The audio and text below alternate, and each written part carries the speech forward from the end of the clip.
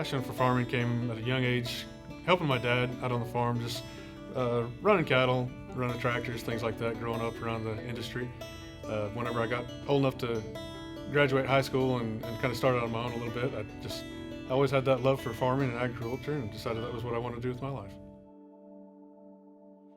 My mission statement would be to be a good steward of the land. I try to make the land better than it was whenever I got it. I want it to be in as good a shape or as better than what I found it whenever it goes to the next generation or next person that follows me in producing that farm. My mornings every day begin with waking up and getting the boys up, helping to get them all ready for school, and as my wife and I try to get the day started and try to get them prepared in the best way we can. Sometimes that's harder than others, but get them headed to school and then come out to the farm and get ready to start the day and go from there. My biggest challenge with our farming business is just trying to outguess the weather, or trying to cope with the weather conditions. Going from droughts one year to too much moisture the next. I don't know that there's any way that we've learned to cope with it. It's just more or less just take it as it comes and do the best that we can with it, and try to just trust that God's going to lead us in the direction that we need to go and hope for the best. Some of my biggest accomplishments on the farm out here would be we built this barns and the corrals out here, and that's really helped in our livestock production. Just having a place to process cattle and feed and get them started. Having these corrals and barns and things like that's been a game changer for us. My lasting legacy would be that I did the best that I could with what I had, and I hope that people look back on my life whenever I'm gone, and that I was a God-fearing man that trusted in the Lord and just always had a smile on face when I was around friends, and hope that when somebody thinks of me that they have a good memory. Some of the innovative techniques that we use today are having those GPS monitors and things like that in the tractors has really made it a lot more efficient on fuel and time, and just really a lot more cost effective on the farm. My goals in the future are to continue to try to grow and be the best producer that I can be, and hope that if the day comes that any of my boys decide that they want to come back and farm, or any of the hired hands, if we have the opportunity to help them to go out on their own, that I would like to set that goal that we would be able to help them in any way we possibly can. Let's try to stay advised on the agriculture industry as much as we can through social media. We're very fortunate to have 2 radio stations around close that do market reports and things like that, and then just following markets and trying to be the best prepared we can as far as trying to market our products whenever we get times to sell, things like that. Trying to do as much research as we can before we just jump in and make a decision on something without having the proper knowledge on it. Some of the major changes that I've noticed, just the population is continuing to grow and grow, and I notice that more and more farmland is being turned into rural communities. I know that we've got to have housing and things like that for all the people, but I'm afraid that eventually the farmland communities are going to suffer because of the lack of acres for producers. I know sometimes there's a lack of young people coming back to farm, and then I know the older generation is starting to move on some, but that is one of my concerns, that there may not be enough farmland for the producers in the future.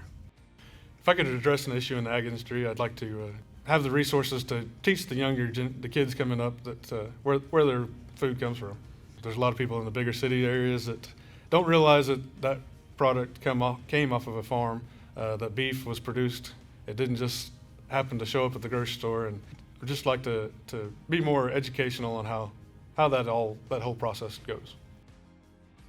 I think what makes our operation successful is just working as a family as much as we can. We put in a lot of hard work, a lot of long hours, especially during harvest and planting seasons.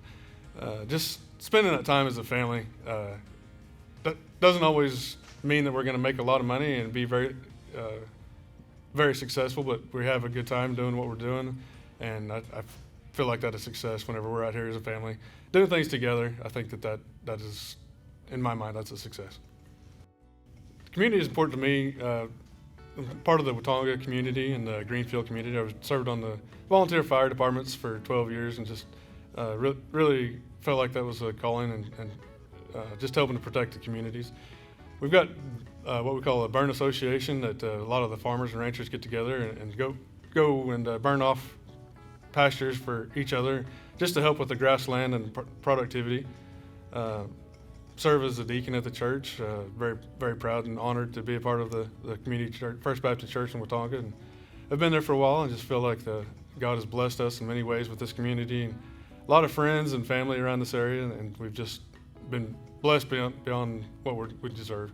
I feel like I've influenced some younger people. We've had some hired hands that one young man has gone on to have his own hay business, does a lot of custom hay work in the community, and does well for himself. And he's spent a lot of time around family and I, and works for my dad. In fact, he still works for my dad some.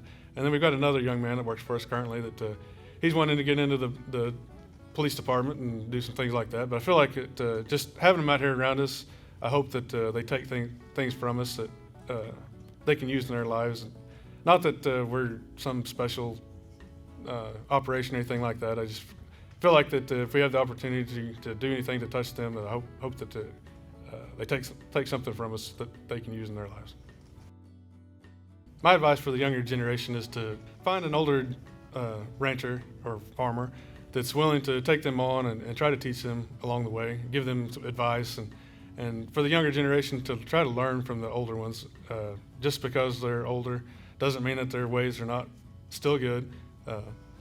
The younger generation has good ideas too. So just finding somebody that is willing to work with you along the way and help you to build your operation as you go. The Manitou telehandler would be an asset to our operation, just for moving hay off the fields, cleaning corrals. Notice it has a bucket on it, or hay spikes. The wide variety of things that thing can do would just really simplify things for us. It's a huge honor to be a finalist for the Producer of the Year for 2022, simply just because of somebody taking time to recognize us for the hard work and getting the recognition for living this lifestyle as hard as it is sometimes, to continue to go through the good times and bad times. I just feel honored and blessed that I've been given this opportunity, and hope that I can use this to help somebody in the future. I'm Jerrod Cowan from Watonga, Oklahoma, and I'm a finalist for Producer of the Year for 2022.